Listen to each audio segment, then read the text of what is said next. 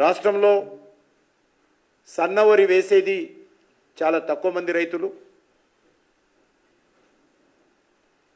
ఈ యొక్క వానాకాలంలో 70% పైగా దొడ్డు రకము వరే ఈరోజు సాగు చేస్తారు. యాసంగిలో మాత్రము 90% దొడ్డు రకం ధాన్యమే రైతులు వేస్తారు. మరి అటువంటిది ఈరోజు మేము వాళ్ళకి ఇవ్వము, మేము సన్న వడ్లకే ఇస్తాము అని ఈరోజు ఇచ్చిన హామీల నుంచి తప్పించుకునేటువంటి ప్రయత్నం, రైతులకు వెన్నుపోటు పొడిచేటువంటి ప్రయత్నం కాంగ్రెస్ పార్టీ ప్రభుత్వం చేస్తూ ఉంది. ఒక దిక్కు కేంద్ర ప్రభుత్వము మీరు ఎంత సరఫరా చేసినా దొడ్డు బియ్యం కొనడం కోసము కేంద్ర ప్రభుత్వం సిద్ధంగా ఉంది. కేంద్ర ప్రభుత్వము బియ్యం కొనడానికి సిద్ధంగా ఉన్నప్పుడు మీకు వచ్చినటువంటి బాధ ఏంటి అని అడుగుతా ఉన్నాను, మీకు వచ్చినటువంటి నష్టం ఏంటి అని అడుగుతా ఉన్నాను. మీ రాష్ట్ర అవసరాలకు కావాలంటే అదనంగా సన్నబియ్యం సేకరించండి, కానీ కేంద్రము కొంటానన్నటువంటి ఎంఎస్పి ప్రకారము మరి మీరు బోనస్ ఇచ్చి దొడ్డు రకం వరం కొనడానికి ఈ ప్రభుత్వానికి వచ్చినటువంటి ఇబ్బంది ఏందో ఈరోజు ఇచ్చినటువంటి హామీ నుంచి పక్కకు జరగడం తప్ప ఇందులో మరో కారణం కనిపించడం లేదు.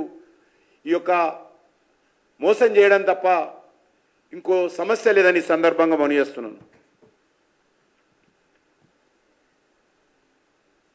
ఈరోజు కేంద్ర ప్రభుత్వము తెలంగాణ రాష్ట్రం నుంచి వరి ఎంత ఉత్పత్తి అయినా ఆ ఉత్పత్తికి సంబంధించి ప్రతి నయా పైసా చెల్లించడానికి సిద్ధంగా ఉంది.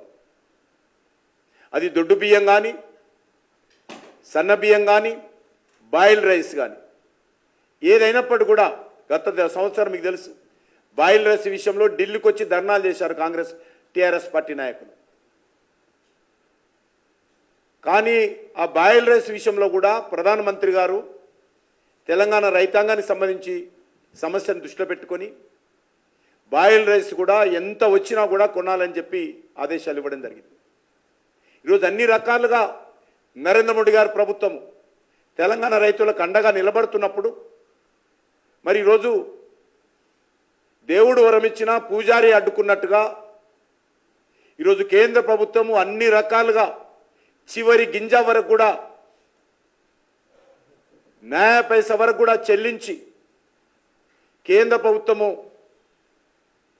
ధాన్యం కొనుగోలు కావచ్చు, బియ్యం కొనుగోలు కావచ్చు ముందుకొచ్చినప్పుడు రాష్ట్ర ప్రభుత్వము ఈ రకంగా అడ్డంకులు సృష్టించి రైతులకు అన్యాయం చేసే దిశలో, రైతులను మోసం చేసే దిశలో, రైతులకు వెన్నుపోటు పొడిచే దిశలో ప్రయత్నం చేయడము చాలా దుర్మార్గమని సందర్భంగా మనం చేస్తా ఉన్నాం.